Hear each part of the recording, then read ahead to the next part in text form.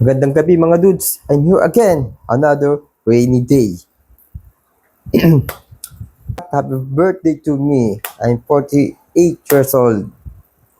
Alala ko lang nung panahon na nagsimula yung sakit kong GERD. 1990. Mahabang panahon na ang lumipas. At ngayon, dito pa rin ako. Nagsiserve para sa inyo. Sinishare ko ang mga naranasan at mga pinagdadaanan ko pa. Siyempre, simula noon hanggang ngayon, hindi mawawala ang pag-iingat sa sakit na GERD.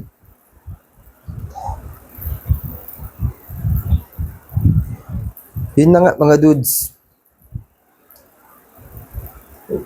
Mahirap ang isang tao na mayroong inaalagaang pangangatawan dahil sa bingit ng mga hirap dala ng mga karamdaman. Ako, nasanay na lang din ako sa ganitong kondisyon, ganitong sitwasyon. Maraming mga panahon na talagang mahirap gampanan yung mga dapat nating gawin. Itong araw na to mahalaga para sa akin, pero gusto kong mag-share para sa inyo dahil kakaiba ang birthday party ko. Parang ang daming handa, no? Actually, taon-taon naman naghahanda naman ako kahit papaano. Kasi itong araw na to, maraming mga lugar sa ating bansa dito sa Pilipinas ay may ganitong pagdiriwang tulad dito sa amin. Fiesta, San Isidro Labrador, Mayo 15. Ano? Kaya kapag birthday ko, hindi maaalis ang magkaroon ng pagsasalo, mga kaibigan, at dumadayo dito dahil kailangan kong mag-celebrate.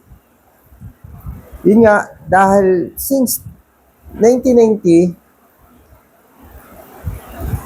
kinaugalian ko na maghahanda ako mag-iinuman. Yan ang tradisyonal na gawain ng mga Pilipino.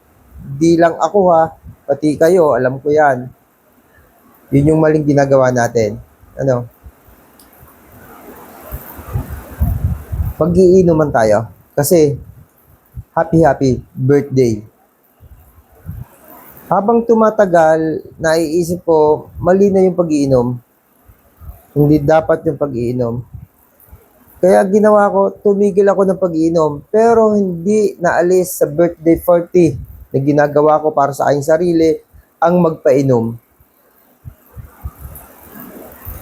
Yun yung ginawa kong pagbabago sa aking sarili. Nagpapainom ako kahit hindi ako nagiinom dahil alam kong makakasama sa aking kondisyon, sa aking kalagayan, sa aking sakit.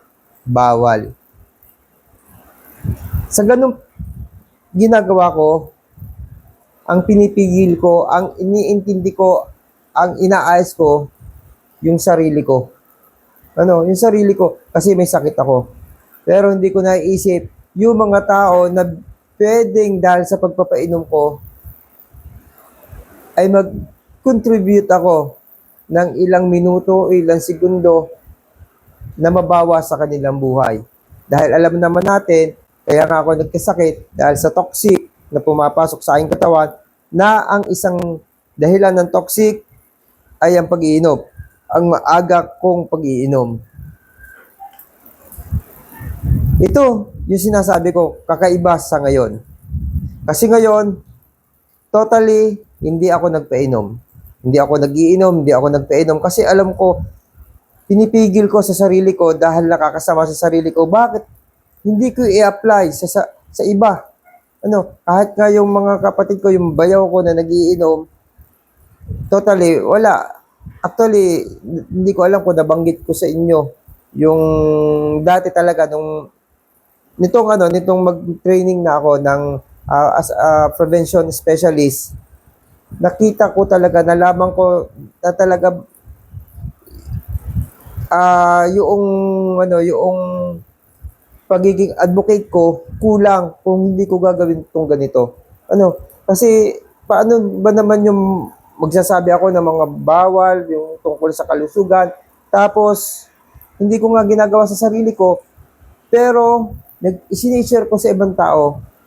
Wala ding saysa yung pagsasalita ko sa video na naghihikayat ako na palusogin ng resistensya, tapos maghahain ako ng hindi tama para sa kalusugan. Sa akin, sinishare ko kahit sa pamilya ko yung mga tungkol sa prevention, sa health prevention. Nasa kanila na yun. Hindi ko naman mapipilit kung maniniwala sila o hindi. Pero, binibigay ko din naman sa kanila yung ganitong na totally, kung dati naghahain ako ng alak, nagiinuman tayo, binago ko, nagiinuman kayo, pero ako pa rin ang naghahain ng alak. Ngayon, hindi na. Wala na. Kasi, hindi dapat talaga para sa kalusugan natin. Walang saysa yung pagiging prevention specialist ko kung hindi ko pa rin pipigilan. Ang ginawa ko ngayon, syempre, hindi may aalis. Sa totoo lang, nasa realidad na buhay tayo, mahirap maghanda ng mga pagkain, puro healthy.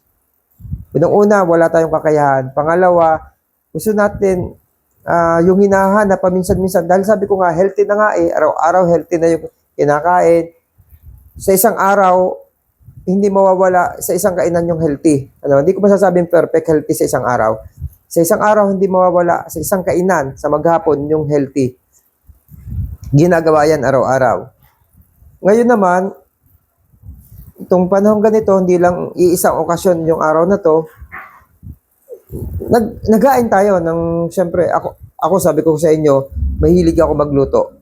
Since high school pa lang ako, kaya nga ako natutong magluto dahil sa pulutan eh.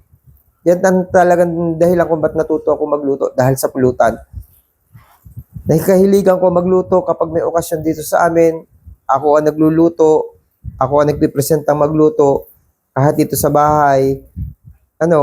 Ako rin. Siyempre, nagano ako ng special na pagkain. Special na pagkain, hindi na ako nag-imbita. Kasi pag nag-imbita ako, ang unang hahanapin agad alak. Kasi nga, lihiti mong mag-iinom ako. At mga kaibigan ko mag-iinom. Kaya totally, para hindi na ako mag-produce ng alak, hindi ako nag-imbita.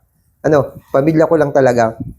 At dahil para mas maliit na yung aking gagasusin, ginawa ko na yung masasarap na pagkain na para sa pamilya ko. Isang beses lang naman to eh. Tapos, hinatian ko ng mga healthy foods. Ganito yung ginawa ko. Kakonti lang yung mga putahe na unhealthy. Basta matikman natin masarap. Pero yung healthy foods, yun yung marami natin binili. Yun yung kakaiba sa birthday party ko ngayon. Kasi kailangan maging prevention pa rin tayo. Hindi sa sarili natin, kundi sa buong pamilya natin. At kung maaari, sa buong mga kaibigan natin, yung lahat ng malapit sa atin, gawin natin ang ganito. Pero syempre, ibinalag ko ito kasi hindi lang para sa pamilya ko, para din sa lahat ng nanonood. Kailangan talaga isipin nating mabuti. Hindi para sa atin ang pag-iingat na to.